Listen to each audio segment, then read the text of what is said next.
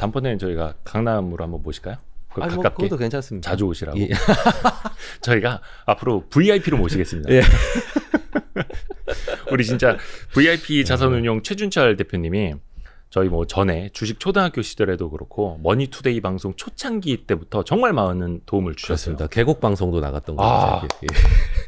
그때 투자 자문 시절에. 예. 그래서 제 입에 사실은 VIP 투자 자문이 더 많이 배어 있더라고요. 아무래도 10년 넘게 그 상호를 쓰고 있었으니까요. 네, VIP 자산운용 예. 최준철 대표님 앞으로 저희가 VIP로 모시겠습니다. 예. 잘 부탁드리겠습니다. 오늘도 이제 바쁘셔가지고 좀 마음이 급합니다. 제가 그래서 많은 내용을 좀 뽑아내야 되는데 많이 뽑아주십시오. 예. 얼마 전에 지금 VIP 자산운용이 부자 TV라는 그 유튜브 채널도 하시잖아요. 네. 거기에서 볼만한 유튜브 채널. 예. 그래서 되게 이제 추천하는 그 유튜브 채널들도 한번 말씀을 하신 거 봤는데 네. 다행인지 불행인지 주식 초등학교는 없더라고요. 레벨이 이제 레벨로가 훅 낮아가지고 다음번에는 좀 메이저 위주로 좀 하다 보니까 죄송합니다. 아니 나중에는 그 예. 2탄 찍으실 때는 예. Y스트릿도 낄 수 있게끔 네. 저희가 열심히 하겠습니다. 예, 제가 지켜보도록 하겠습니다. 나중에 그 내 수준이 눈으로. 되면 예. 추천할 만할 때 추천해 주십시오. 알겠습니다. 예. 그 예전에 3프로TV에서 주식 FM 가이드라는 네. 코너로 정기 출연도 하셨었더라고요. 네. 그 콘텐츠도 정말 좋았습니다. 네. 예. 그게 사실 완전 원론적인 내용이었는데 그 네. 팟캐스트 시절에 녹음을 한 거거든요. 예. 그래서 솔직히 이제 들을 분들만 듣겠지라고 생각하고 이제 녹음을 했는데 네. 생각보다 이런 정석적인 투자에 관심이 많으시구나를 네. 또 제가 깨닫게 된 계기가 됐었습니다. 네. 그래서 저희가 이제 그때 했던 거는 FM 예. 가이드였고 저희 투자를 받은 건 FN 가이드. 가이드. 한 끗 차이입니다. 자주 나와주십시오. 제가 항상 지향하는 바가 그래요. 제가 이제 처음 주식 투자를 배울 때 읽었던 책도 피터 린치의 책이었고 월가요. 예. 처음 찾아뵌 분이 이채원 예. 대표님이었고 그런 영향도 받았고 네. 사실 제 안에 DNA가 예. 뭔가 역동적이고 빠른 세상보다는 예. 약간 좀 찬찬히 오래 길게 같이 지켜볼 수 있는 쪽에 좀 가깝더라고요. 그러시군요. 해서 저도 물론 나의 DNA를 누군가한테 강요할 생각은 없지만 예. 많은 분들이 개인 투자자들이 안전하게 예. 투자를 잘하기 위해서는 가치 투자가 답이다라는 생각을 갖고 있거든요. 좋은 취지입니다. 예, 그래서 저희 구독자분들한테도 예. 좀 그 철학을 많이 알려드리려고. 알겠습니다. 그만 변치 마시기를. 그럼요. 변하려고 했었는데 안 되더라고요. 예, 그 사실 타고난 부분이랑 연관관계가 맞습니다. 다른 스타일은 안 되더라고요. 예. 저는 뭐 스캘퍼 분들도 많이 취재해보고 했는데 네. 안 돼요. 예. 그래서 뭐 차트 안 돼. 우리 저 최진철 대표님이 사실 그 소비재, 네. 내수 소비재 많이 좋아하시는 거 원체 유명한데 그러면 IT나 예. 기술주나 예. 그런 쪽 투자를 그렇다 안 하시는 건 또 아닐 거 아니에요? 그건 아니죠. 이 오해가 있으신 게 네. 가치 투자자들이 어떤 특정 업종을 선호하고 특정 업종을 선호하지 않는다라고 생각들을 많이 하시는데 네. 사실 그렇다기보다는 저희가 좋아하는 속성들이 있습니다. 네. 그러니까 예를 들면 이익의 부침이 크지 않고 가격 결정력을 가지고 있고 그리고 다수의 고객을 상대를 하고 뭐 좀 저희가 실생활에서 좀 확인도 가능하고 속지 않으려면 네. 이제 그런 속성들을 갖고 있을수록 좋아하는데 아하. 그게 아무래도 소비재 쪽에 많이 있다 보니까 예. 게다가 뭐 버핏의 코카콜라 사례처럼 이렇게 강렬한 케이스가 있다 보니까 네. 아무래도 소비재를 많이 보고 또 한국의 코카콜라를 찾아야 되겠다는 생각이 있는 것도 사실이지만 IT든 B2B든 어디서든 저희가 좋아하는 속성이 보이면 네. 뭐 당연히 저희가 그 업종을 재정의해서 당연히 포트폴리오에 집어넣기 때문에 뭐 특정한 선호가 있지는 않고 어떻게 보면 특정한 기준과 선호를 갖고 있다. 예, 속성에 대한 선호를 갖고 있다. 이렇게 해석하시면 좋겠습니다. 어느 쪽으로 이제 치우친다라기보다는 내가 확실히 확인할 수 있는 곳. 네. 그렇죠. 그런 쪽으로. 네. 근데 IT도 예를 들면 예컨대 뭐 예를 들면 반도체 장비 네. 뭐 이런 쪽보다는 꾸준하게 쓰이는 반도체 소재. 예. 그리고 고객이 뭐 삼성전자 하이닉스 둘만 있는 것보다는 삼성전자 하이닉스, TSMC, 뭐 AMD 다양하게 있는. 네. 그러니까 그 안에서도 계속 이 속성을 기준으로 해서 계속 파고 들어가거든요. 네. 그래서 뭐 과거에 예를 들면 뭐 저희 투자자면서 초창기 때 뭐 리노공업이라는 회사를 저희가 비중 1등으로 가지고 있었었는데 그때 고객들이 좀 의아해 하시더라고요. IT 안 좋아하는 줄 알았는데 그래서 제가 설명을 드렸죠. 리노공업은 이러이러한 특성이 있습니다. 이제 그런 식으로 그때그때마다 저희가 뭐 그런 종목들은 꽤 많이 발굴을 하는데 아무래도 유명한 종목들이 대부분 아니다 보니까 네. 저 이런 방송에서는 좀 친숙한 회사들을 많이 말씀드려서 소비재 언급이 좀 많았던 것 같습니다. 방송에서 리노공업은 지금 뭐 제일 유명하지 않나요? 혹시 지금도 펀드에 있나요? 지금은 없는데요. 그래요? 이렇게까지 잘 될 줄은 몰랐습니다. 그 시절에 비해서 뭐 한 몇십 배. 예. 근데 그때나 지금이나 그 기본적으로 속성이 있는데 네. 저희가 예를 들면 뭐 확장성, 그 네. 비즈니스의 확장성을 이만큼 보지는 못했었던 것 같아요. 그만큼의 통찰력은 없었습니다. 별 말씀을요. 그래도 뭐 홈런 이상은 이제 때려내신 거니까요. 예. 또 하나 궁금한 게 과연 최준철 대표님 같은 어떤 가치 투자자도 매크로 지표를 많이 신경을 쓸까? 네. 사실은 이제 어떻게 보면 바텀업 방식으로 네. 개별 종목에 이제 집중하시는 스타일인 건 알고 있는데 최근처럼 네. 뭐 금리가 어쩌네, 네. 인플레가 어쩌네, 고용 지표가 어쩌네 이럴 때도 신경을 안 쓸 수는 없고 네. 과연 펀드 운영하는데 이걸 얼마나 좀 반영을 네. 하고 있을까 궁금하거든요. 아주 기본적으로는 저희가 바텀업 방식에서 어떤 특정한 비즈니스를 네. 둘러싼 환경들을 골라서 예측하거나 해석하는 거는 합니다. 예를 들면 뭐 이 사람들이 어떤 환율이나 뭐 이런 거에 대해서 관심이 없나? 그러기에는 예를 들면 이 회사가 수출 기업이면 네. 당연히 환율이 펀더멘털에 미치는 영향이 있기 때문에 네. 당연히 그 부분의 요소들을 여러 가지 시나리오로 가늠을 해보는 작업들을 하고요. 네. 다만 이제 전체적으로 매크로적인 접근으로 뭐 예를 들면 매크로가 이렇게 갈 거니까 요 수혜주를 찾자는 안 한다라고 보시면 될 것 같고요. 그 이유는 기본적으로 매크로의 방향성을 맞추는 정확도 자체가 낮다고 보기 때문에 그렇습니다. 이게 틀리면 네. 뭐 수혜주는 정확하게 찾아도 틀리면 그냥 같이 틀리는 거잖아요. 네네네. 그러다 보니까 그런 식의 접근은 하지 않는데 저희가 그럼 그 중에서 가장 신경 쓰는 게 뭐냐라고 여쭤보신다면은 저는 금리인 것 같습니다.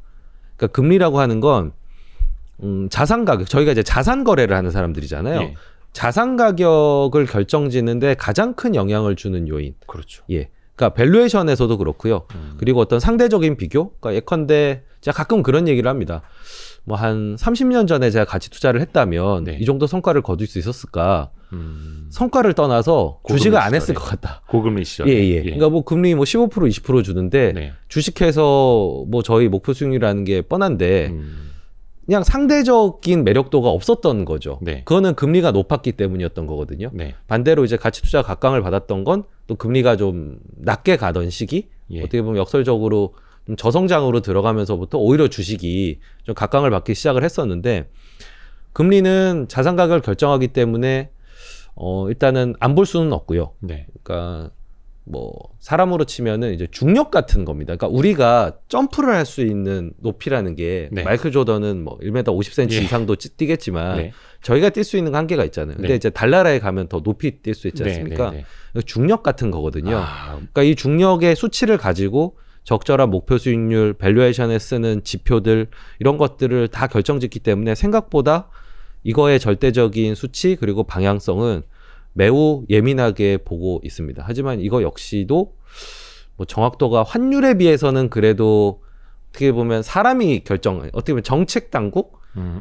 정말 그냥 단순하게 보면 한 기관에서 결정하는 거기 때문에 뭐 어느 정도는 그래도 긴 방향성을 볼 수 있다고 생각하지만 이거 역시도 그것만 가지고 뭐 예를 들면 금리 상승의 수혜주, 하락의 수혜주 이렇게까지 연결하는 건 아니고 전반적인 자산 거래를 하는 데 있어서 금리는 중요하다 말씀을 드리고 뭔가 싶습니다. 그 매크로 거시경제 지표를 가지고 예측을 기반해서 하지는 않는다라는 말씀이신 거고 네. 야 금리는 중력과 같다는 말씀이 너무 멋진데요. 저도 어디 가서 좀 써먹을게요. 아, 예. 금리는 정말 저희가 항상 논의하는 주제인 것 같아요. 그렇죠. 맞습니다. 그래서 끊이지 말아야 되는 네. 주제이기도 하고 사실 그런 생각도 해봅니다. 왜 과학자들은 또 영화 보면은 중력에 따라서 시간도 상대적으로 간다라고도 표현을 하잖아요. 예. 정말 인터스텔라 뭐 이런 거 얘기하시죠. 인터스텔라 하도 많이 봐가지고 그러니까 이게 중력이 낮을수록 어떻게 예. 보면은 내가 달성하고자 하는 목표 수익률에 더 빨리 달성될 수도 있는 거잖아요. 시간을 빨리 예, 밸류에이션을 더 높이 받을 예. 수도 있고 하니까. 그래서 돈이 많이 보통은 풀리고. 이제 금리가 낮을 때는 이제 밸류에이션을 좀 높이 쳐주고 그쵸. 성장주의 밸류에이션이 그렇게 정당화되고 가고. 뭐 그 반대의 케이스에는 결과도 반대다 뭐 이런 얘기들 하시는데 네. 어느 정도는 저는 맞는 얘기라고 봅니다. 문제는 그걸 근데 작년에 우리가 많이 체감을 예. 했죠. 그런데 이게 금리라고 하는 게 예를 들면 한 2년 전까지만 해도 금리가 올라가는 추세였었거든요. 네. 그래서 올라간다고 봤었습니다. 네네네. 근데 이제 코로나가 땅 터지니까 다시 인위적으로 금리를 낮췄잖아요. 네네네. 그리고 이제 다시 정상화로 가는 그 수순에 있고요. 네. 그러니까 최근 한 2, 3년만 끊어보더라도 사실 논리적인 접근은 계속 올라가는 게 맞았지만 뭐 이런 변수들이 생기면 네. 또 방향을 틀 수 있기 때문에 뭐 이것만 보고 어떤 투자 의사결정을 한다는 건 그것 또한 좀 경계해야 되는 부분 아닌가 싶네요. 좋습니다. 그리고 이제는 우리 개인 투자자분들한테 좀 실질적으로 도움이 되는 이야기로 좀 넘어가 볼 텐데 사실 그 제도권에 자산운용사건, 투자자문사건 이른바 최준철 키즈가 굉장히 많습니다. 제가 뭐 퀴즈를 거론할 나이까지는 아니고 그분들이 이제 보고 배운 걸 수도 있고 이채원 사장님이나 이런 아이 그래도 이제 어느 정도 이제 되셨으니까 뭐 거의 구루라고 이제는 봐도 아닙니다. 네. 그 워런 버핏하고 동급 아닙니까? 이거는 좀 너무 나갔나요? 편집 어떻게 해서든 띄워드리려고.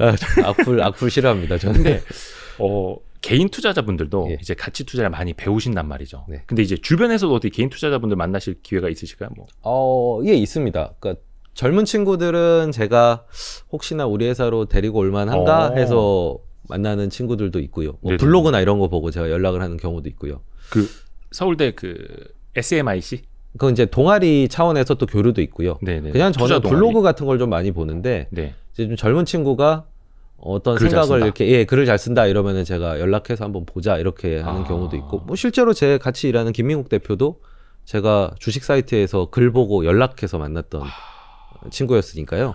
아니 역시 깨어 있으신 것 같아요. 그 남산주선 그 김태석 형 계시잖아요. 김태석 형님도 어느 날 저한테 전화 와가지고 어떤 블로거 아냐고 좀 알아봐 줄 수 있냐고 그러는 거예요 저한테. 그래서 제가 한 달이 건너니까 또 아는 분이더라고요. 그래서 소개를 시켜줬으니까 그런 큰 자산가들도 블로그 보고 야, 이 친구 아이디어 좋네, 글 좋네, 또 유튜브 보고도 연락을 해서 또 자기가 찾아가서 만나서 또 배우고 막 이러더라고요. 네. 대표님도 그러시죠? 예, 저도 뭐 어렸을 때부터 그랬고 심지어는 뭐 이채원 지금 의장님 이런 분들도 저희가 그냥 연락해가지고 한번 만나주십시오. 예, 그러니까 그런 어떤 그 인연의 우연, 뭐 이런 교류 이런 것들 저희 나름 중요하게 생각하는 그만큼. 요 가치 투자를 추종하는 분들이 이 서클이 되게 적기 때문에 그런 한 분 한 분을 봤을 때는 더 좀 강하게 끌리거나 좀 귀하다는 생각이 들어서 아마 그럴 텐데요. 네. 지금도 뭐 다수라고 보기는 좀 어렵고요. 가치 투자를 추종하시는 분들이. 하지만 그런 분들이 어느 정도 제 그냥 네트워크 상에서 뭐 충분히 그냥 목격은 하고 있습니다. 잘하고 계신 분들도 계시고. 그런 분들이 VIP 자산운용 찾아와서 막 대표님 만나주십시오 막 이런 팩이 있는 분들도 있을 거 아니에요. 그러면 팩이 있는 분들도 있고 그냥 정말 얼마 전에 저희 방에 그냥 쳐들어오신 분들도 계셨고 진짜 뭐라 하든가요. 뭐 좀 가르쳐 달라고. 뭐 그런 목적도 없이 너무 당황해가지고 일단은 좀 다음에 뵙겠습니다 이렇게 한 적도 있는데.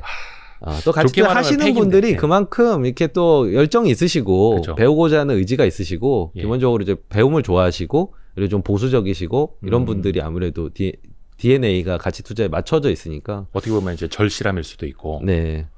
맞다. 얼마 전에 냉철 TV 하는 그 박홍일 형님 계셨죠. 종종 가끔 뵙습니다. 그래서 그 방송에서도 최준철 대표님 이야기하고 그 홍일이 형이 엄청 친한 척하더라고요.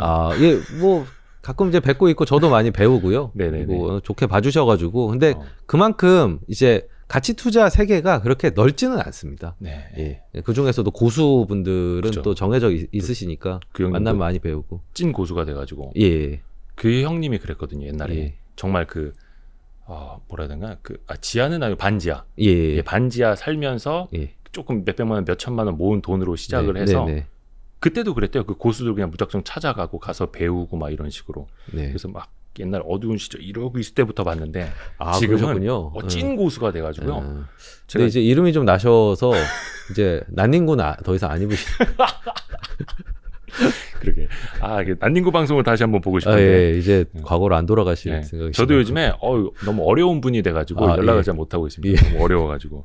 아무튼 요 이야기를 꺼낸 이유가. 사실 개인 투자자분들이 작년에는 그냥 주식 계좌 열자마자 엄청난 수익을 내셨거든요. 그런 분들이 많습니다. 일반화할 수는 없지만. 근데 올해는 많이들 힘들어 하시더라고요. 이 시장 수익률, 지금 코스피가 한 14% 정도 오른 걸로 알고 있는데 그거 못 따라가신 분들이 굉장히 많고 조금 원인을 하나로 진단할 수는 없겠지만 어떤 아마 공통점이 있을 거다 좀 생각하시는 게 있을까요?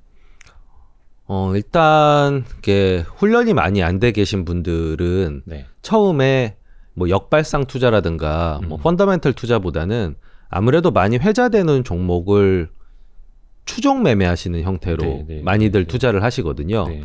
그런데 이게 어떤 한 패러다임이 지속되거나 한 방향성이 유지되는 동안에는 거의 뭐 크게 힘 안 들이고 수익을 올릴 수가 있습니다. 근데 문제는 이 패러다임이 바뀌는 사이클이 바뀌는 경우에는 이제 적절하게 대처를 못하게 되는 경우가 많죠. 일단은 경험이 없으시니까 네. 이제 여러 사이클을 어떻게 대응해야 될지 잘 모르시는 것도 있고, 그리고 한 사이클이 오래 유지가 되면 사실 성공 공식이 좀 굳어지고 그것이 하나의 컨센서스로 자리가 잡히거든요. 네. 그러니까 뭐 이러다가 뭐냐 다시 오르겠지 이렇게 생각하시는데 계속 안 오르고 이제 엉뚱한 종목들이 계속 올라가는. 네. 그러니까 예를 들면 뭐 삼성전자 최고의 주식 네. 뭐 이렇게 생각하시다가 갑자기 포스코가 뛰기 시작하면은 대처가 잘 안 되시는 거죠. 네, 저거는 뭐 철이나 만들고 네. 난 분명히 입문할 때 안 좋은 사업, 이제 비전이 없는 사업이라고 들었는데 저러다 말겠지인데 여기는 계속 삼성전자 계속 멈춰 있고 포스코는 계속 가고 네. 약간 이런 상황들에 직면을 하게 되시는 거죠. 그래서 시장의 색깔 자체가 올해 들어서 많이 바뀐 게 네. 제가 볼 때는 왜 하던 방식대로 하는데 잘 안 되지? 라고 라는 느낌을 받으실 수 있는 가장 큰 원인이 아닌가 싶습니다. 더 어려운 건 그 하던 방식을 또 스타일을 매년 바꾸는 것도 굉장히 어려운 일이잖아요. 그렇죠. 뭐 순환매 장세에 대응한다라는 것도 사실은 되게 저는 잘못된 말이라고 생각을 하는 게 그 잘못 대응했다가는 계속 엇박자 네. 타게 되지 않습니까? 그럴 땐 좀 어떻게 대응을 하는 게 맞다고 보세요? 뭐 예를 들면 뭐 트로트가 유행이라 그래서 이제 트로트에 입문을 했어요. 네. 그런데 1년간은 무대 행사도 다니고 좋았는데 네. 수입이 좀 짭짤했는데 네. 어느 순간 보니까 발라드로 흐름이 넘어가 있어요. 네네네. 그럼 이제 고민이 되겠죠.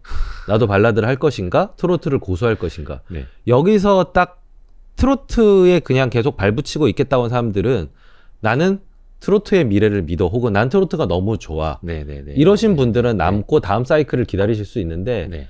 대부분은 좀 어정쩡하세요. 그러니까 그만한 확신도 없고 네. 그냥 좋다고 해서 샀는데 네.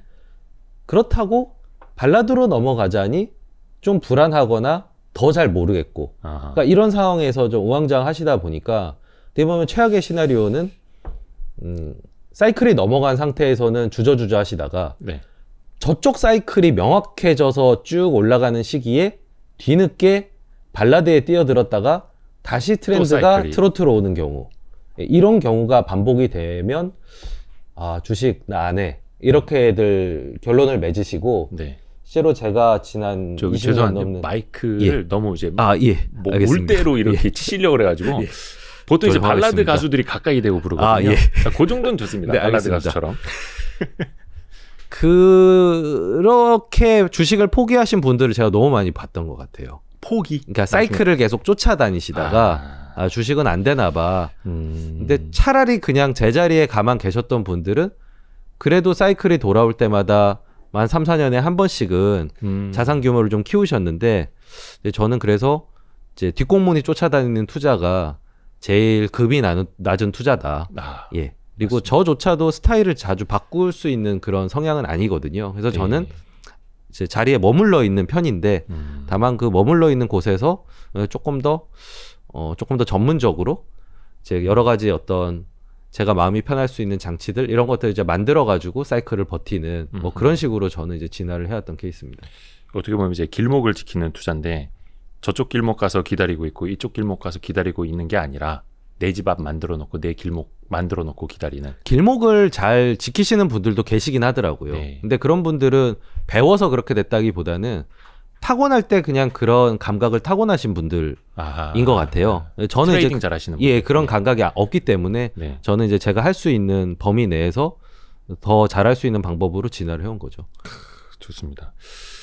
또 투자자분들이 이제 많이 헷갈리는 것 하나가, 뭐 물론 그런 책도 있었습니다만, 소음과 신호를 구분하는 것들, 이게 건건이 또 다 다르기 때문에, 최근에도 뭐 어디서 뭐 인수한다 이렇게 기사 많이 나왔다가 또 아니라고 또 뭐 부인하고, 투자자분들은 거기다 혹 저러다 혹 하다 굉장히 또 어떻게 보면 또 당할 수도 있는 거고, 어렵지 않습니까? 이 신호와 소음을 구분하는 방법이. 일단 모든 정보에는 신호와 소음이 섞여 있고요.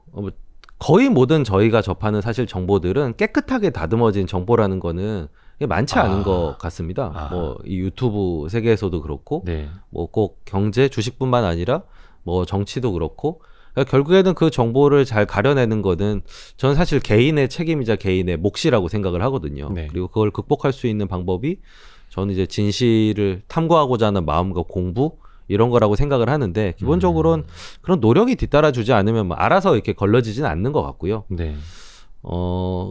제가 일단 펀더멘털리스트, 그러니까 개별 기업의 가치를 측정하고 그거를 이제 가격과 비교해서 투자를 하는 사람 입장에서 보면 네. 어떤 정보를 투자에 연결할 때는 제가 중요하게 생각하는 이 기업 가치에 미치는 영향력을 기준으로 해서 그 정보를 소화를 합니다. 기업 가치에 미치는 영향력. 네. 그러니까 예를 들면 어떤 정보가 있는데, 뭐 경쟁사가 갑자기 문을 닫았어요. 네. 뭐 이런 거는 사실 엄청난 정보입니다. 그렇죠. 왜냐하면 경쟁사가 망하면은 살아남아 있는 회사는 매출도 그렇고 이익률도 그렇고 급격하게 좋아지거든요. 네네네. 그러니까 그런 거는 명백하게 좋은 정보라고 볼 수 있는 거고요. 네. 그런데 경쟁사가 망했어요.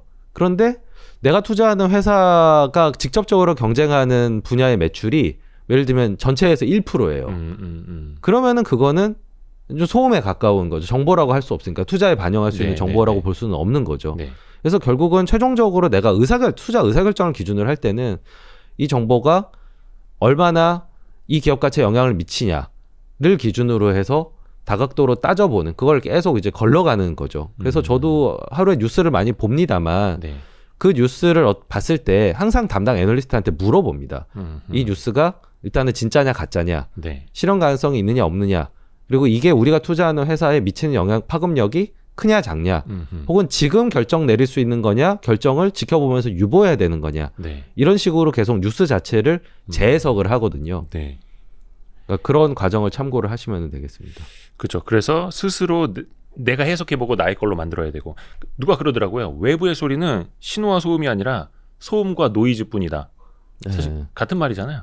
소음과 노이즈뿐이다. 그렇죠. 외부에서만 들려오는 거. 네. 결국 그거를 걸러내서 내 걸로 만들어야지 그 중에서 신호를 뽑아내는 거니까. 네. 아마 그렇게 얘기하셨던 거는 이제 제가 지금 생각하는 어떤 뉴스 차원의 문제가 아니고 예. 약간 루머나 아하. 아니면 누가 뭐 매집했대더라, 뭐를 올린대더라, 뭐 거기에 누구 뭐 정치인의 뭐 동문이 있대더라. 약간 요런 거를 가지고 좀 냉소적으로 얘기하신 거 아닌가 싶은데요. 자기들이 작업해놓고 흘리는 것들도 되게 많아요. 저도 네. 기자 생활을 했지만 약간 그 연차 낮은 기자들 불러다가 술 사 먹이고 하면서 네. 그런 거 흘리는 사람들이 많습니다. 네. 그러니까 여기 누가 뭐 한 200억 들어간다. 예. 막 이런 식으로 한계 기업들 가지고. 그러니까 미혹시키는 그런 소음은 제가 투자 시작한 25년 전이나 지금이나 그 컨텐츠와 포장이 달라진 게 하나도 없는 것 같습니다. 예, 항상 똑같습니다. M&A 뭐. 예, 그냥 속는 분들만 계속 달라지는 것 같아요. 아, 가슴 아프다. 예. 근데 이거를 또 아셔야 되니까. 그렇죠. 그렇죠. 예. 그래서 뭐 누가 뭘 인수하네, 뭐 CB 투자를 하네, 마네, 뭐 이런 거 있어도 결국은 내가 해석할 줄 모르면 내가 호구가 될 수 있다라는 거. 그렇습니다. 그 김태석 대표님이 해주신 말 중에 저는 역대급으로 기억에 남는 게 카지노판이랬나, 뭐 도박판이랬나 그랬어요.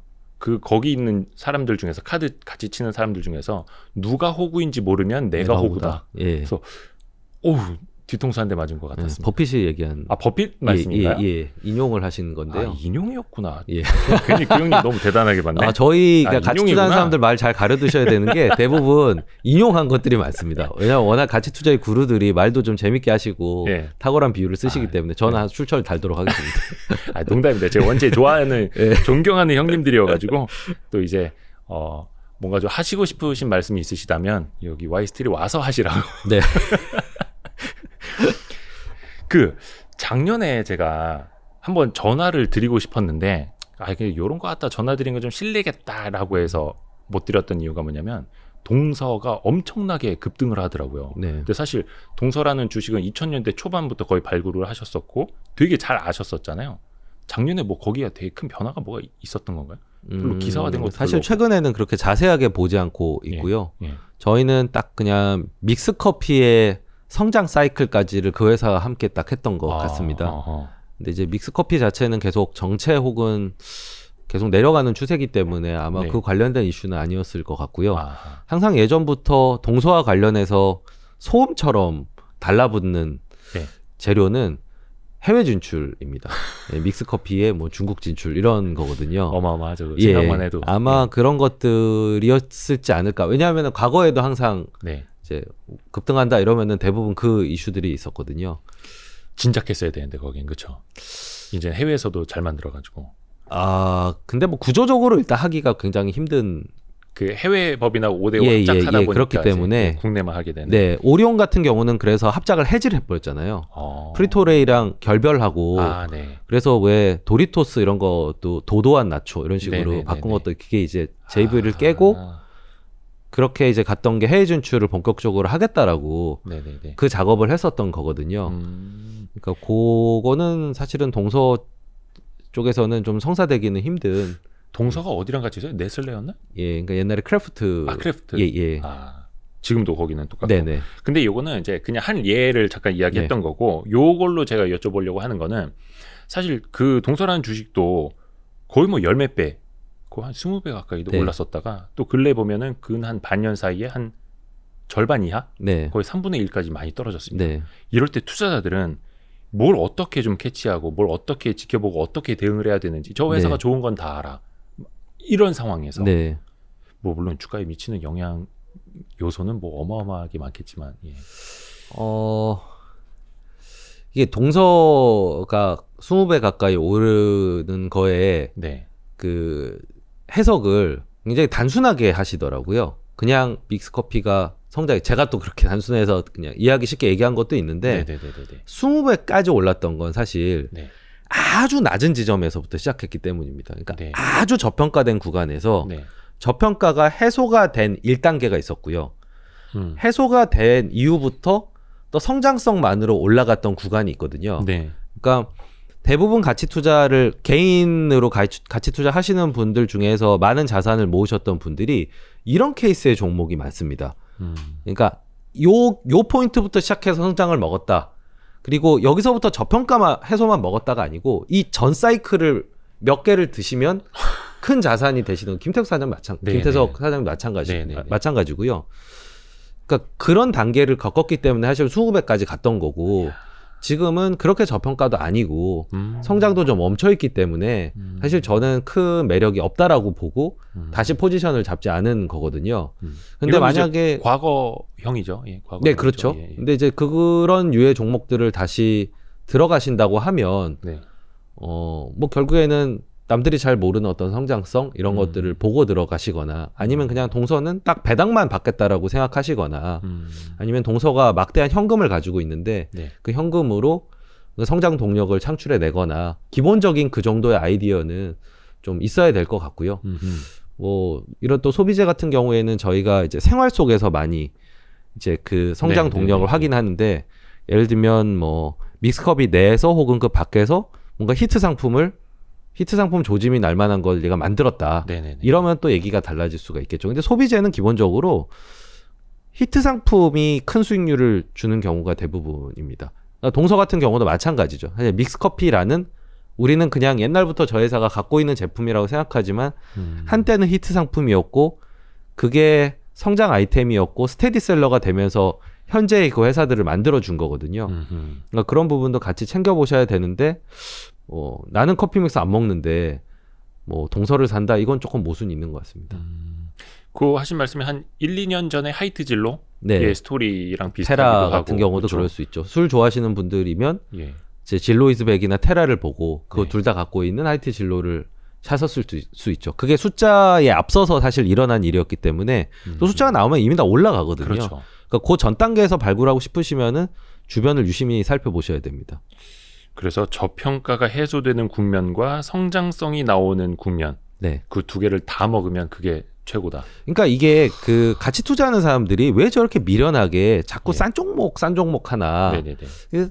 그렇게 생각들을 많이 하시는데, 싼 종목을 좋아하는 이유는 일단 더 빠질 여지가 없기 때문이기도 하지만, 안전마진. 한 번 발동이 걸리면 굉장히 쉽게 일정 레벨까지 그냥 쑥 올라갑니다, 주가가. 그렇죠. 거기서 저희가 생각하는 아이디어까지 발현이 되면은 그게 진짜 10배짜리가 나는 거거든요. 그러니까 그거의 출발점이 건데, 항상 인기 있는 종목만 따라다니시면은 의외로 마음은 편하실 거예요. 사고 나면 왜냐면 인기가 있으니까. 그런데 그게 올라가는 폭이 그렇게 크지가 않습니다. 이미 이제 늦게 가셨기 때문에.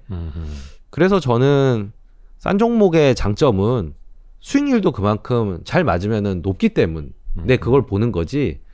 뭐 인기 있는 주식을 저희가 몰라서도 아니고, 그리고 어떤 뭐 싸기만 하다고 해서 사는 것도 아니고요. 그 교집합 선상에 있는 걸 찾으면은 진짜 인생에서 이런 종목 몇 개만 있으면은 수익률을 그렇죠. 올릴 수가 있거든요. 맞습니다. 그러면서 이제 재미도 있고요. 어떻게 보면 네. 이런 고민들을 해보는 거, 어떤 상품이 히트를 칠까. 제가 생각보다 그 유행을 따라잡으려고 노력을 되게 많이 합니다. 유행이요. 예.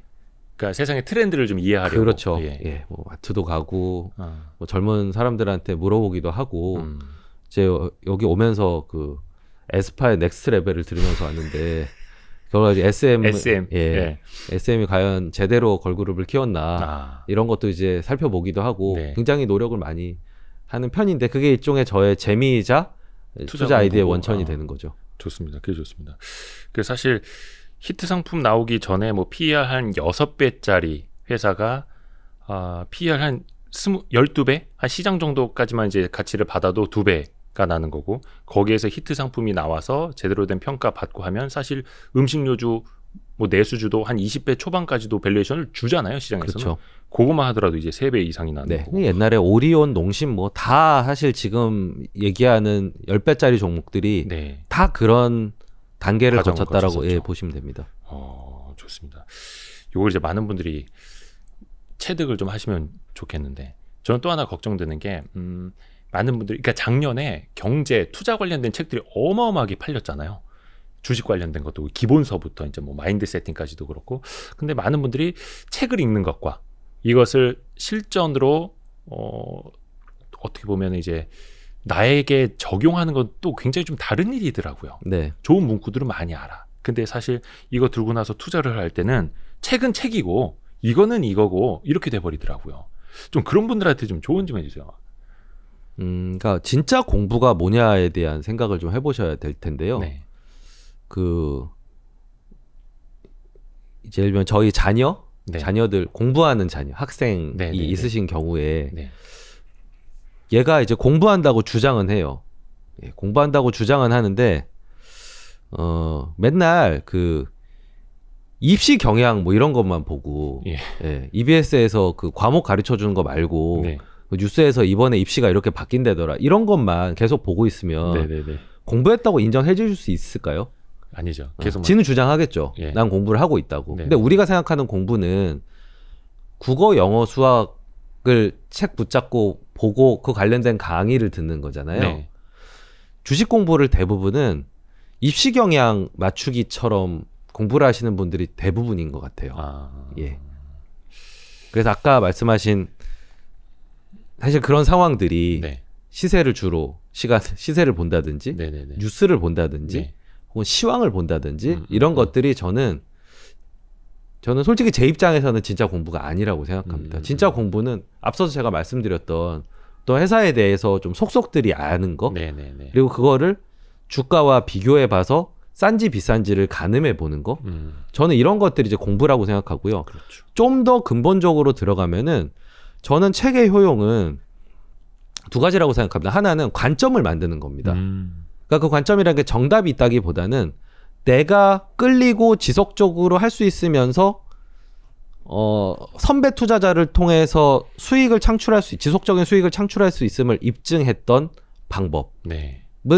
저도 책에서 찾았고 많은 분들이 책을 통해서 얻으시는 것 같아요. 네.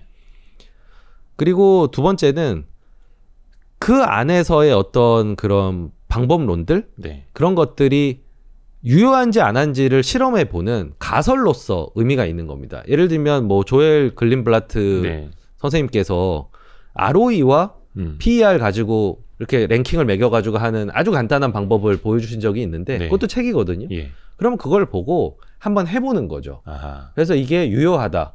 나는 이게 왜 이렇게 되는지 이해할 수 있을 것 같다.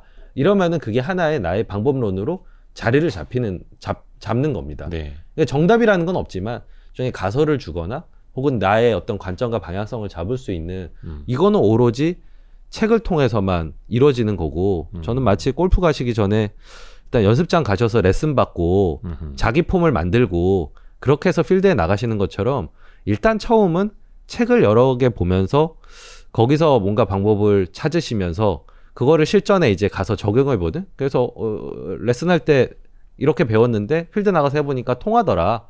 이러면 그렇게 하시면 되고 안 통한다 이러면은 다시 좀 폼을 좀 바꿔보거나 다시 다른 책을 보고 이렇게 계속 시행착오의 피드백을 거쳐가면서 어떤 관이 생기는 거지. 뭐 책 한두 권 읽었다고 해서 뭐 관이 잡히고 그러지 않으면 전 여전히 주식책을 보거든요. 생각하시는 것보다 되게 많이 봅니다. 25년이 됐는데도 네네네. 여전히 뭔가 더 좋은 방법이 있을까? 이게 내 방법이 맞나? 이게 시대에 맞게끔 어떻게 바꿔가야 되나? 더 좋은 구루는 없나? 이런 것들을 계속 살피는데 뭐 입문하시는 분들은 뭐 말할 것도 없는 거죠. 그렇죠. 아니 뭐 10년 넘은 베테랑 야구 선수들도 계속 타격폼 바꾸기도 하고 박용택 이런 사람들 보면 계속 타격폼 바꾸고 예. 타이거 우즈도 계속 레슨 받고 캐디한테 조언 듣고 어마어마한 거죠. 연습도 하고 또 그 강방천 회장님 인터뷰했는데 지금 편집 빨리 해야 되는데 그 강방천 회장님이 쓰신 책 제목이 관점이에요. 네네. 저도 그 단어 좋아합니다. 예.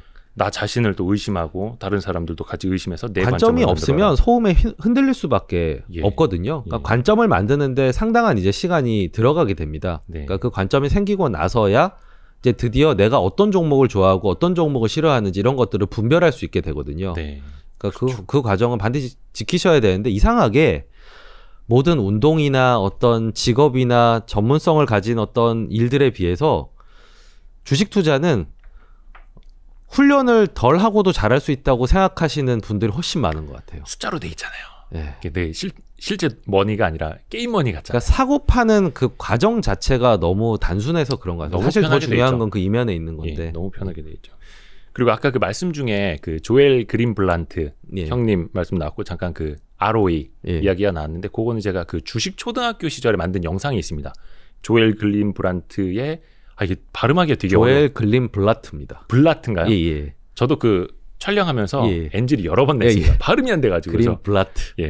그린블라트. 그 형님의 그 ROE 마법 공식이라는 영상도 제가 그 만들어 놓은 게 있으니까 아마 검색해 보시면은 나올 겁니다. 그 보시면은 그래도 이대호 기자가 껍데기는 아니구나. 뭐는 좀 아는 놈이구나 아실 수 있을 겁니다. 이제 다음 주제로 좀 넘어가서 그러니까 사실 좋은 주식에 대해서는 많이들 여쭤보거든요. 근데 저는 반대로 그 여쭤보고 싶어요. 진짜 싫은 주식. 이런 회사 주식은 쳐다보기도 싫다. 이런 거는 뭐 하늘 꼭대기까지 날아가도 저거는 내가 사기는 싫다. 혹시 그런 부류의 혹시 기업이나 주식이 있을까요?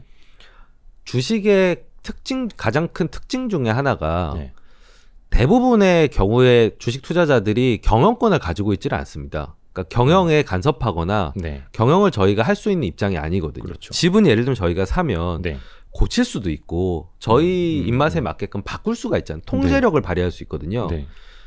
주식 뭐 그 실체가 되는 기업은 투자자가 어떻게 할 수가 있지 않습니다. 그러니까 차로 치면은 차만 사는 게 아니라 운전사도 같이 사는 개념인 겁니다.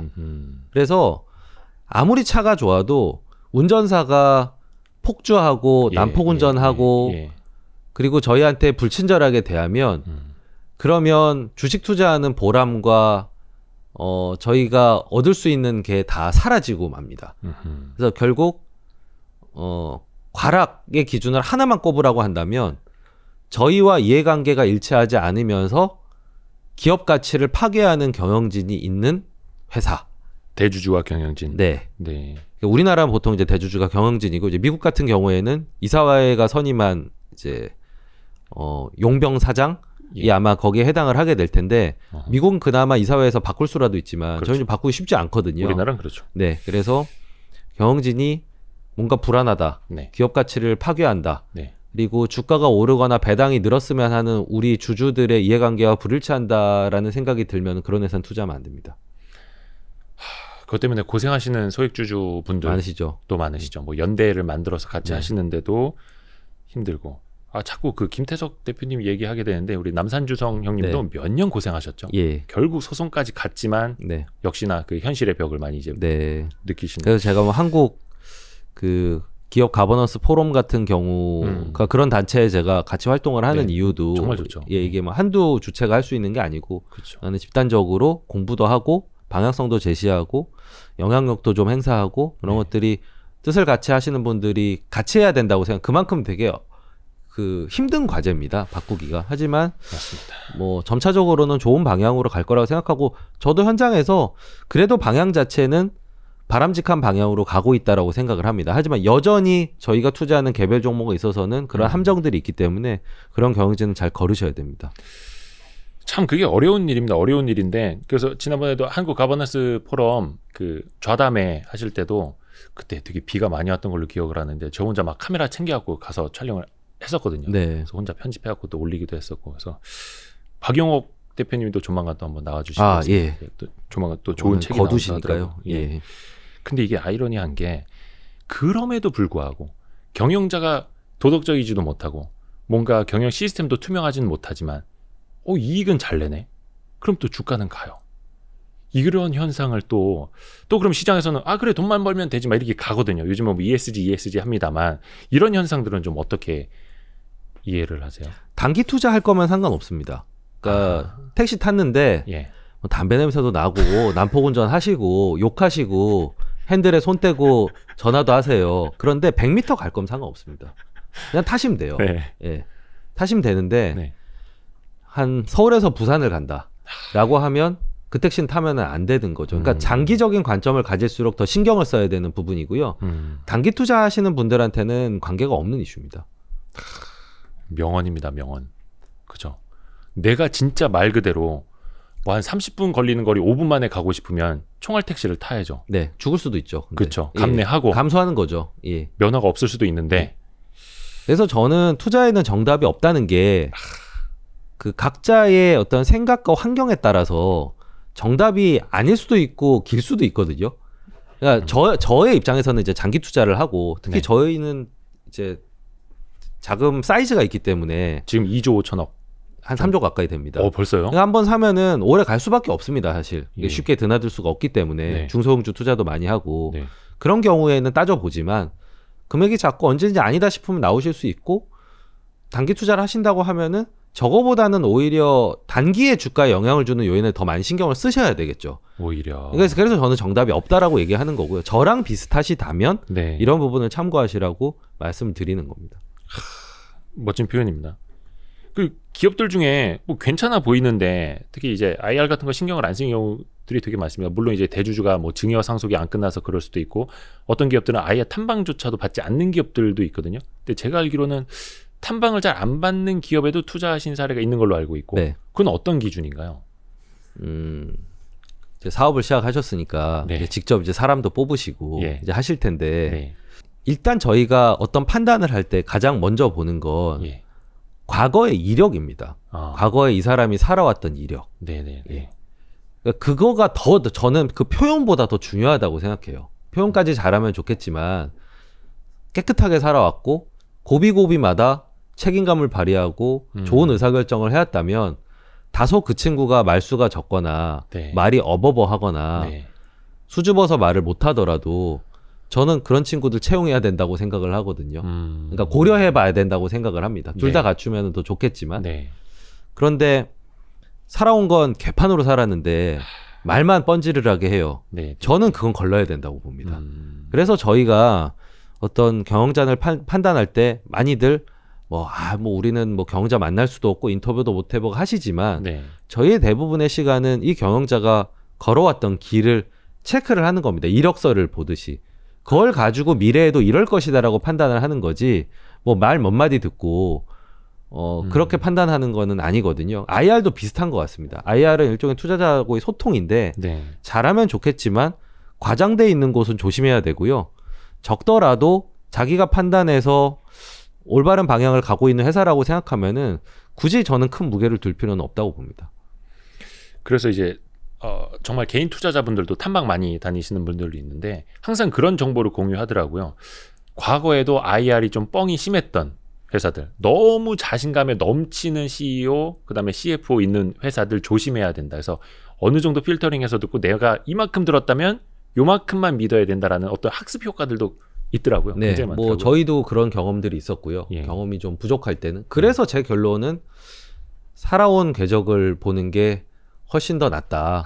앞에서는 그러니까 그분들도 속이려고 한 건 아니지만 그 정도의 자신감과 비전이 없이 사업하시는 분들은 없으시잖아요. 그렇죠, 그렇죠. 그러니까 이 희망사항이나 지향점을 얘기하신 건데 네. 그걸 이제 팩트로 받아들인 저희 잘못이었던 거죠. 그것도 마찬가지로 그래서 투자자의 몫이기도 해요. 예, 소음을 잘 가려서 들을 필요가 있습니다. 근데 저는 어쨌든 그 살아온 흔적, 이게 의사결정의 어떤 정확도 그 부분 훨씬 더 많이 챙겨보는 편입니다.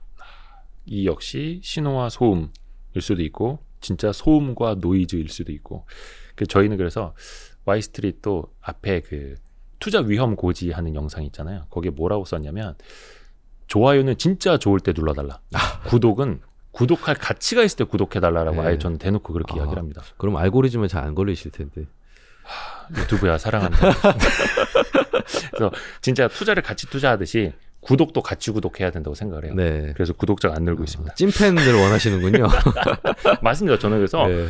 의미 없는 불특정 다수보다는 그래도 정말 의미 있는 함께 가고자 하는 공부하고자 하는 소수가 전 낫다고 봐요. 네. 응원하겠습니다. 감사합니다. 예. 그 진심이 통해야 되는데 예. 구독자가 안 늘어가지고 그 혹시 그런 생각에 동의하세요? 진짜 앞부분에 잠깐 저 이야기했는데 증여 상속 요게 이제 완료가 되지 않아서 주가를 누르고 있다. 대주주가 주가를 누르고 있다. 이런 표현들을 흔히들 많이들 쓰시거든요. 네. 그런 현상이 진짜 사실이라고 혹시 보시나요? 뭐 저는 어느 정도는 그럴 만한 이유가 있다고 봅니다. 기업가들이라고 하는 사람들은 개인도 마찬가지겠지만 주어진 제도 하에서 최선을 다하는 사람들이거든요. 최적화에 능한 사람들입니다. 이게 좀 과하면은 최적화해서 뭐 돈만 밝히는 이런 사람이 되겠지만 기본적으로 기업가들의 본능은 두 가지입니다. 하나는 주어진 상황에서 어떻게든 그 가장 효율적인 선택을 하는 사람들이라는 거고. 그러니까 이제 사업을 일구고 살아남았겠죠. 네. 그리고 두 번째는 문제를 해결하는 데 능한 사람이라는 겁니다. 본능적으로 문제가 있으면 해결하려고 들거든요. 네, 네. 그게 이제 대부분의 그래서 상장사까지 끌고 온 기업가들의 그렇죠. 예, 그 정신인데 세금이라고 하는 게 기본적으로 주가 뭐 며칠간의 주가를 기준으로 해가지고 상속세를 매기고 하면 네. 당연히 거기에 최적화해서 행동을 하는 거죠. 근데 그게 비난의 대상인가에 대해서는 글쎄요, 뭐 제도 탓일 수도 있을 거고요. 인간의 예. 본성이죠. 네, 그러니까 기업가들의 본성이라고 봅니다. 그거 자체를 어떤 비난할 수 있는 부분은 아니지만 네. 어쨌든 제도가 크게 변화가 없었기 때문에 상속세나 증여세에 있어서 네. 많이들 그런 시도를 해왔다고 볼 수가 있죠. 그러니까 요즘에 보면은 어떻게 보면 이제 소액 투자자분들이 그리고 이제 자산가가 아닌 분들마저 자산가들의 증여세율을 낮춰야 된다. 기업가들의 증여세율을 낮춰야 된다. 이런 주장도 많이 하시고 작년을 우리가 이제 복기를 해서 보면 대주주 양도세.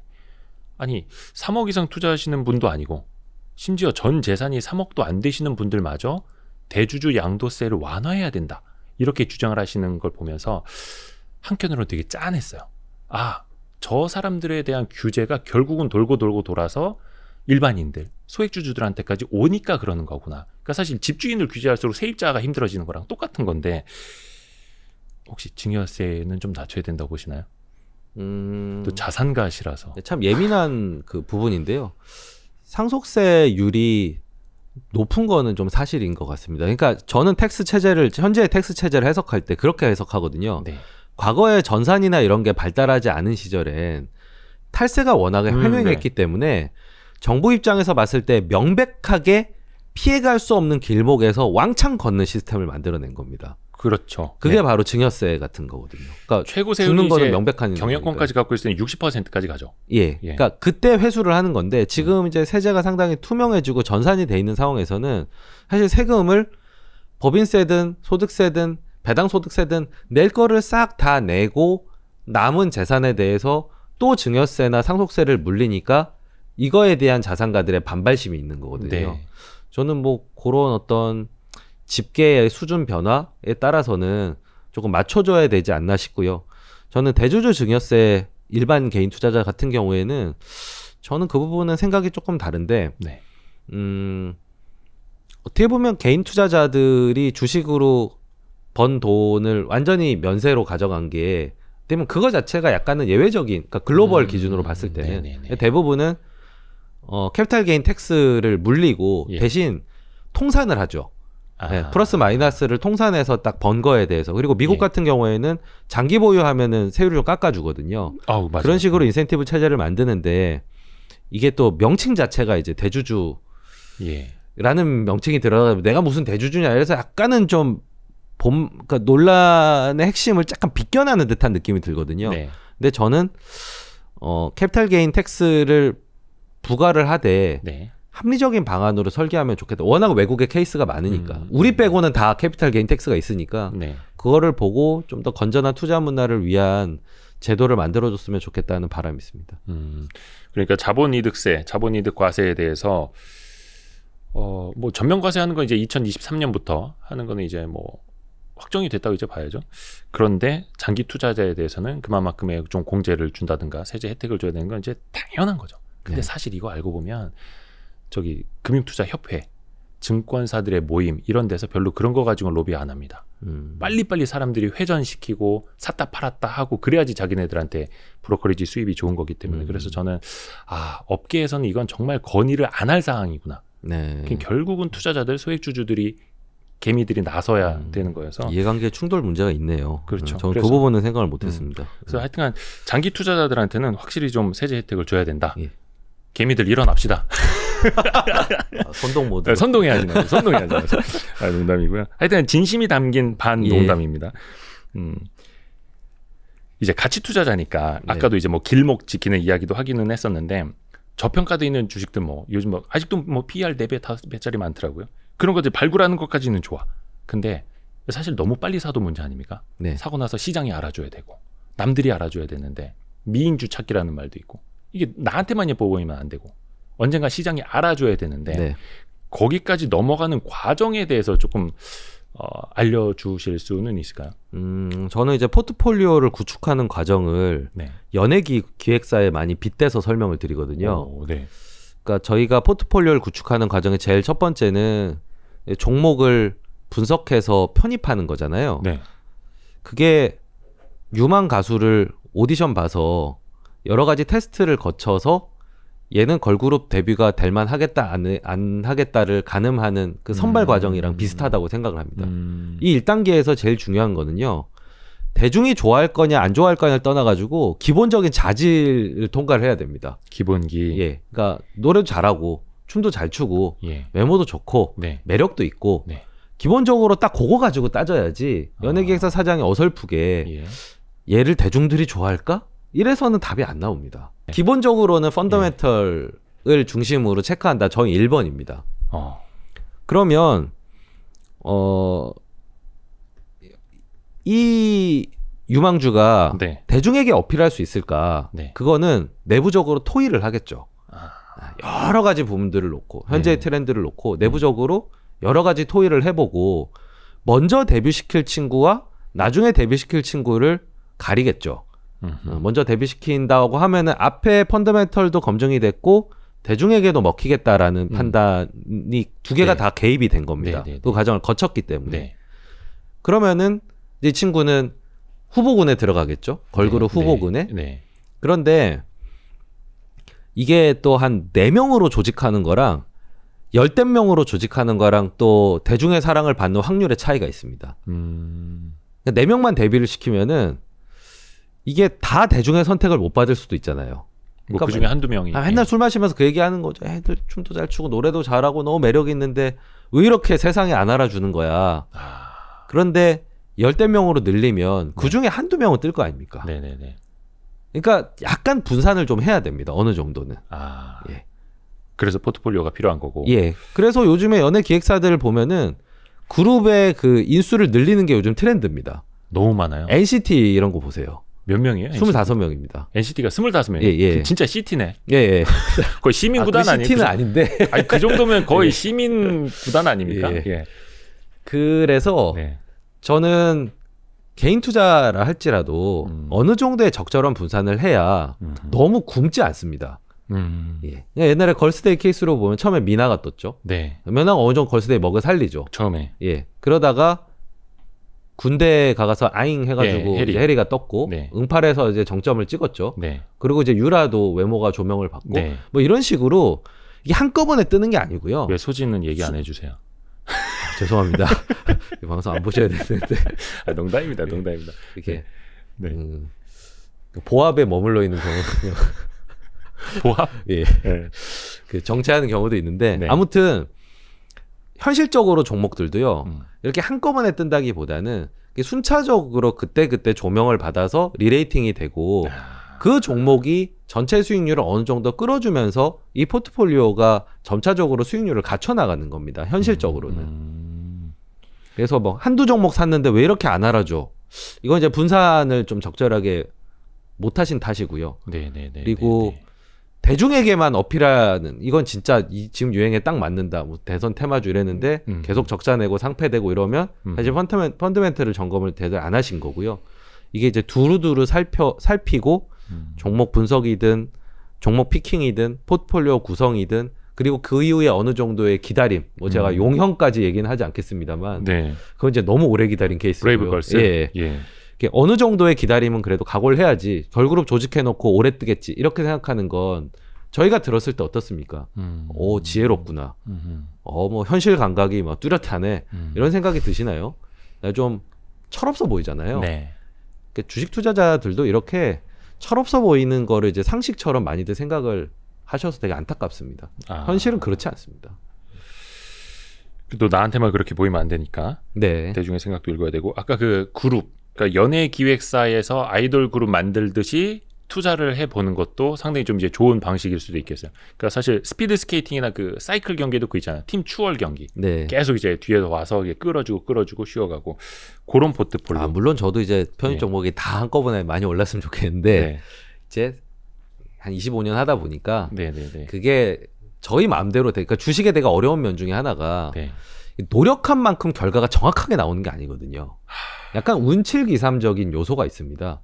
그래서 저는 이 운을 적절하게 매니지먼트 하거나 네. 운이 터질 때까지 기다리는 상태를 예를 들면 뭐 레버리지를 과도하게 쓰지 않는다든지 네네. 배당을 좀 받아가면서 버틴다든지 네. 이 친구들에 대한 확신을 가진다든지 이런 걸 끊임없이 안 들어서 매니지먼트 하는 거지. 네.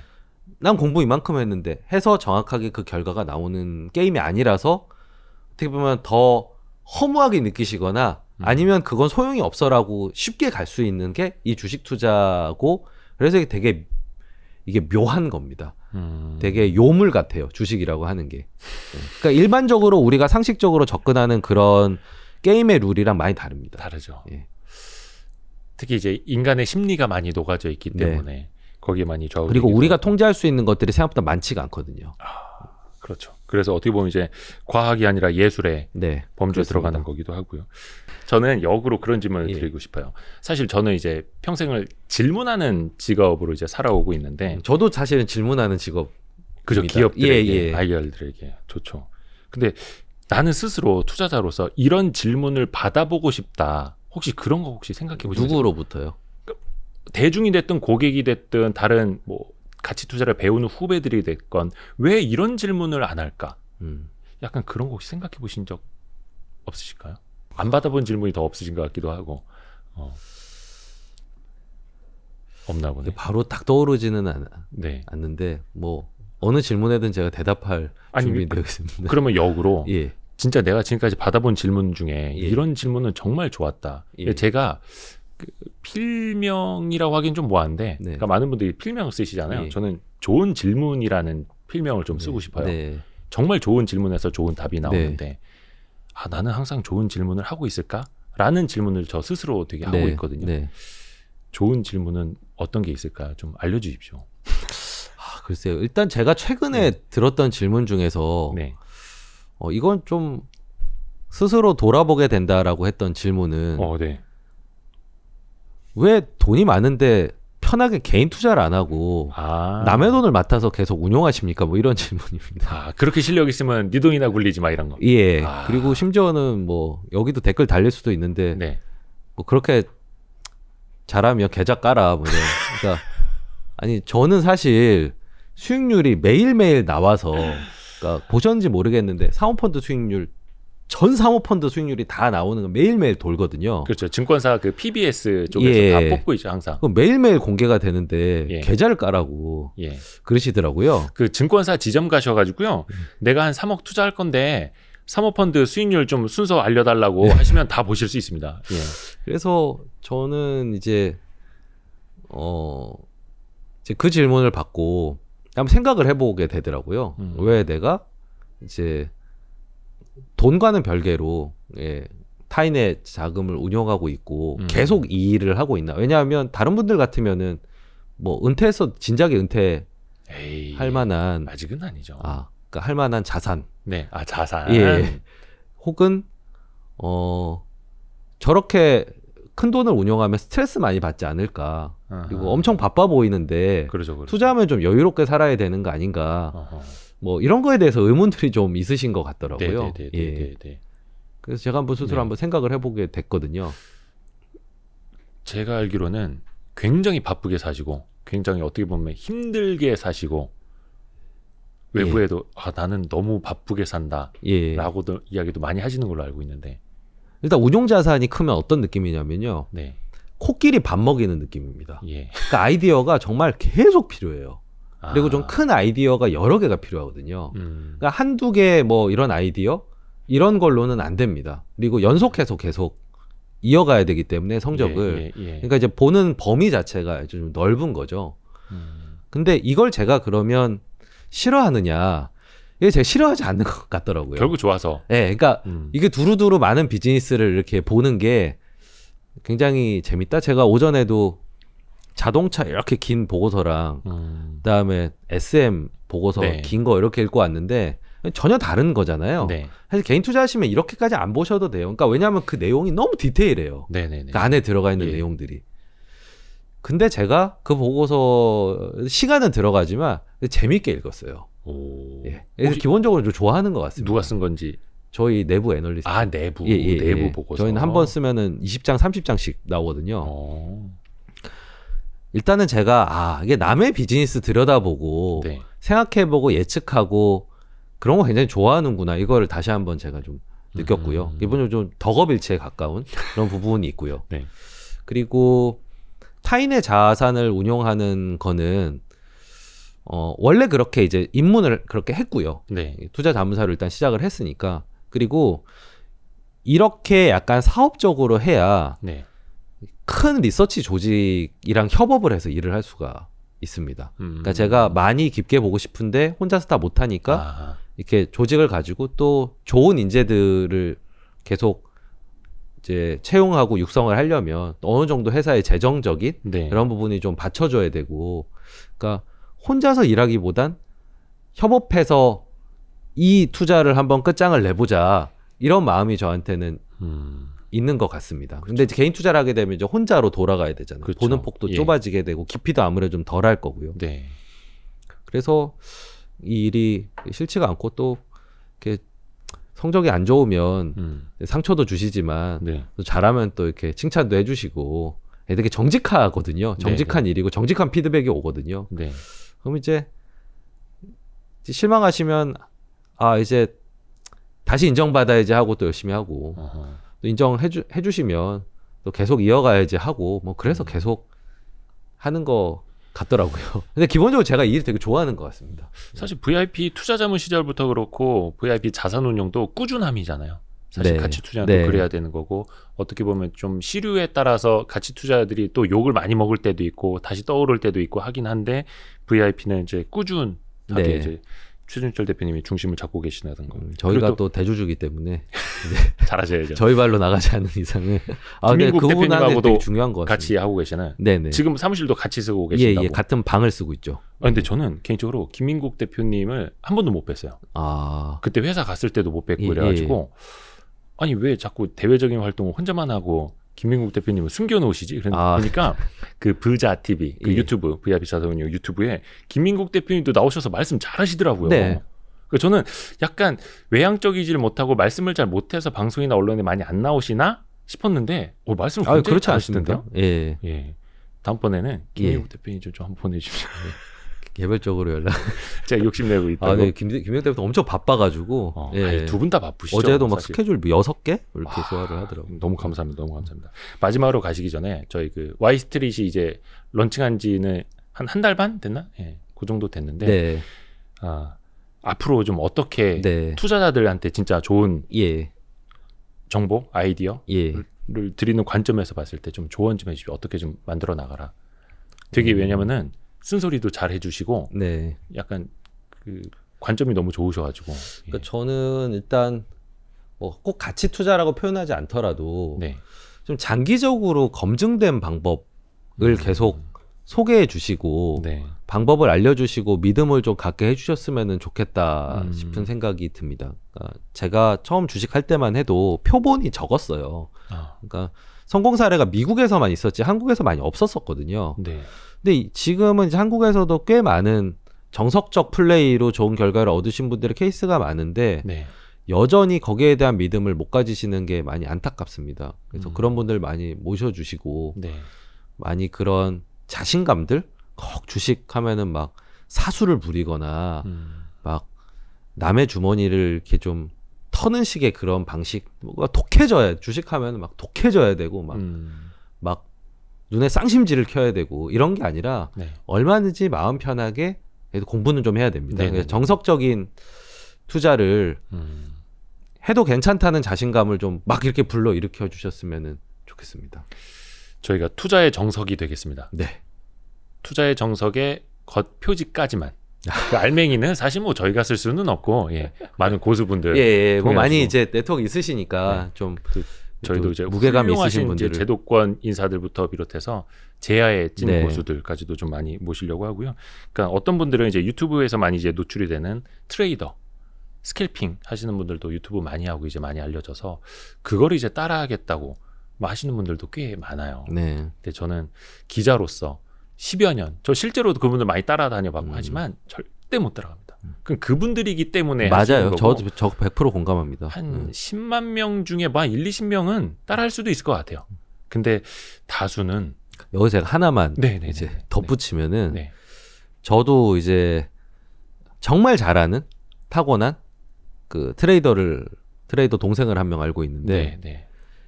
이 친구는 예를 들면 이런 식이에요. 뭐 어렵게 이렇게 시작해서 그래서 처음엔 시행착오 겪고 뭐 돈도 잃고 했겠구나. 아니요. 시작하고 한 번도 잃어본 적이 없는데요. 그러니까 이런 식이에요. 그러니까 그냥 타고난 거죠 한마디로. 근데 그 친구가 또 마음이 되게 착해가지고 그 자기 친구들 이제 사무실에 이제 같이 이렇게 데리고 있으면서 자기 매매 내역을 그냥 보여줍니다. 모니터로. 이렇게. 그러니까 예를 들면 제가 이렇게 그 친구면 이게 모니터로 네. 이게 보실 수 있게 내 매매 실시간으로. 그런데 이야. 이 친구는 버는데 예. 여기 있는 친구들 못 벌어요. 바로 맞은편에 네. 내 모니터를 보여줘도 예. 그게 트레이딩입니다. 맞습니다. 타고나지 않으면 할 수가 없고요. 제 개인적인 통계로는 이런 트레이더들이 잠을 잘 못 자요. 너무 예민해서. 네. 근데 내가 잠을 잘 잔다. 이러면 복 받으신 건데 트레이더 될 자질은 아닙니다. 그래서 저는 이제 다른 어디 유튜브에 그런 트레이더 분들 이렇게 많이 모셔서 하시는 분들 보면 되게 걱정스러워요. 과연 저걸 누구 보라고 아니면 누구 배우라고 저 섭외를 한 거지? 약간 타고난 분들만 뭐 잘하시는 것 같아요. 그렇죠. 그런 분들이 이제 그분들 찾아가셔서 네. 이제 폭포 밑에서 이렇게 수련하시면서 트레이딩. 그럼 컴퓨터가 젖는구나. 방수되는 핸드폰으로 하시면 되겠다. 그 어떤 유명하신 투자로 엄청 부를 이루신 교수님이 하신 말씀이 있더라고요. 자기가 잘 아는 증권사 지점장 한 20년 이상 해서 정말 트레이더 잘하는 증권사 지점한테 물어봤대요. 자네는 왜 이렇게 빠르게 트레이딩을 하고 있냐고. 그러니까 정말 느리게 하면은 자산 증식 속도가 너무 느려서 안 된다고. 근데 그래? 나는 가치 투자 방식으로 7년 만에 경제적 자유를 이뤘는데 자네는 25년째 그거 하고 있잖아. 저도 그 얘기를 보고 뒤통수를 꽉 맞은 것 같았습니다. 오늘 저기 그 긴 시간 내주셨는데요. VIP 자산운용의 최준철 대표, 정말 대한민국에서 그 누구도 의심할 여지가 이만큼도 없는 분입니다. 그래서 저희도 시간 되는 대로 바쁘시지만 모셔서 좀 조언을 많이 듣도록 하겠습니다. VIP 자산운용 참 그 가입 조건이나 네. 최저 투자 자금이 얼마나 돼요? 1임의 경우에는 2억부터고요. 예. 왜냐하면 이게 한 계좌를 1임 받아서 하기 때문에 네. 포트폴리오를 짤 수 있어야 되거든요. 네. 최저 금액이 있고요. 사모펀드는 3억부터인데 그건 저희가 설정한 게 아니라 원래 법이. 사모펀드는 예, 법이 3억부터입니다. 아, 1임도 2억이구나. 제가 조금 더 노력을 해야겠습니다. 뭐 저희가 그렇게 뭐 저희한테 오신다고 해서 뭐 떼수가 나고 그러지는 않는데 그냥 장기적으로 네. 어느 정도 만족할 만한 수익률을 올리면서 좀 편하게 네.